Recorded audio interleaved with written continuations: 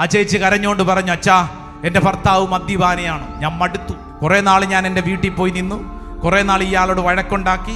അപ്പോൾ ആരോ പറഞ്ഞു കുറച്ച് മരുന്ന് കലക്കി കൊടുക്കാൻ. അങ്ങനെ ഞാൻ മരുന്ന് കലക്കി കൊടുത്തു, ചെയ്യാവുന്നതെല്ലാം ചെയ്തു, മടുത്തു. ഇനി ഞാൻ എന്നതാ ചെയ്യണ്ടേ? ഞാൻ ഈ സഹോദരനോട് ചോദിച്ചു, ഭർത്താവിന് വേണ്ടി പ്രാർത്ഥിക്കാറുണ്ടോ? സത്യം പറയാമല്ലോ അച്ഛാ, ഇയാൾക്ക് വേണ്ടി പ്രാർത്ഥിക്കാൻ എനിക്ക് തോന്നുന്നില്ല. അയാൾ എങ്ങനെയെങ്കിലും നശിച്ചു പോയാൽ മതി അച്ഛാ. ഇതാണ് കുഴപ്പം. നശിക്കാനല്ല, മറിച്ച് അയാളുടെ ആത്മീയ അവസ്ഥയ്ക്ക് വേണ്ടി പ്രാർത്ഥിക്കണം. അപ്പൊ ഈ സഹോദരി ചോദിച്ചു, അച്ഛൻ എന്നതാ പറഞ്ഞു എന്നെ? ഞാൻ പറഞ്ഞു, നല്ല ഒന്നാന്തരം പ്രാർത്ഥനാ രീതിയുണ്ട്, ജെറീക്കോ പ്രാർത്ഥന. അപ്പൊ ഈ സ്ത്രീ പറഞ്ഞു, ഇത് അച്ഛാ ഇതൊക്കെ ഞാൻ കേട്ടിട്ടുണ്ട്, ഇങ്ങനെയൊക്കെ നടന്നല്ല. ഞാൻ പറഞ്ഞു, ഒത്തിരി ഒന്നും നടക്കാനൊന്നും പോകണ്ട, സ്വന്തം വീടുണ്ടല്ലോ.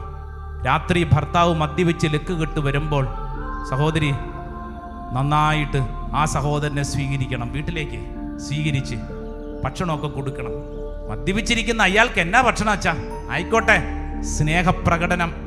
എന്നിട്ട് അയാളെ കട്ടിലെ സാവധാനം കിടത്തണം. അതേന്ന് അച്ഛാ, ഇതൊക്കെ നടക്കണ കാര്യമാണ്. ഞാൻ പറഞ്ഞു, സഹോദരി ആദ്യം ധ്യാനത്തിൽ നന്നായിട്ട് പങ്കെടുത്ത് പ്രാർത്ഥിച്ച് കുമ്പസാരിച്ച് കുർബാന സ്വീകരിക്കൂ. അതിനുശേഷം വീട്ടിലോട്ട് ചെല്ലുന്നു. ഈ സ്നേഹത്തോടുകൂടെയുള്ള പ്രവൃത്തി.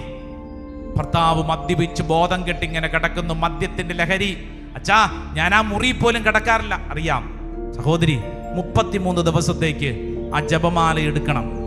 ഭർത്താവ് മദ്യപിച്ച് ലെക്കുകെട്ട് കട്ടിലേക്ക് കിടക്കുന്നു.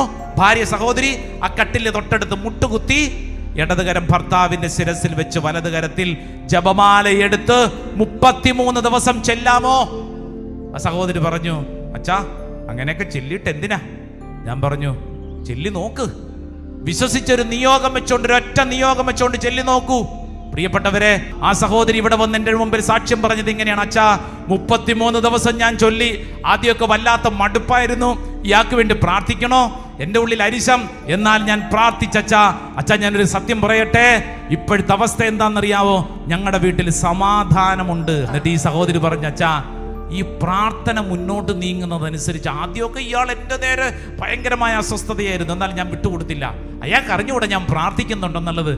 എന്നാൽ ഇങ്ങനെ മുന്നോട്ട് നീങ്ങുന്നതനുസരിച്ച് മദ്യത്തിന്റെ മണം കേട്ടാൽ ഇയാൾക്ക് ഓക്കാനിക്കാൻ വരും. അതുകൊണ്ട് ഇയാൾക്ക് കുടിക്കാൻ പറ്റില്ല. വൈകുന്നേരം വേറെ കമ്പനിക്കൊന്നും പോകുന്നില്ല, നേരെ വീട്ടിൽ വരും. ഇപ്പൊ ഞങ്ങൾ പ്രാർത്ഥനയൊക്കെ തുടങ്ങി. അച്ഛാ മുഴുവൻ അങ്ങോട്ടൊന്നും മാറിയിട്ടില്ല ഇയാള്, പക്ഷേ ഉണ്ടല്ലോ മദ്യപിക്കുന്നില്ല, സമാധാനമുണ്ട്. ഞാൻ അടുത്ത ധ്യാനത്തിന് അയാളെ ഞാൻ ഈ ആലയത്തിൽ കൊണ്ടുവരും അച്ഛാ.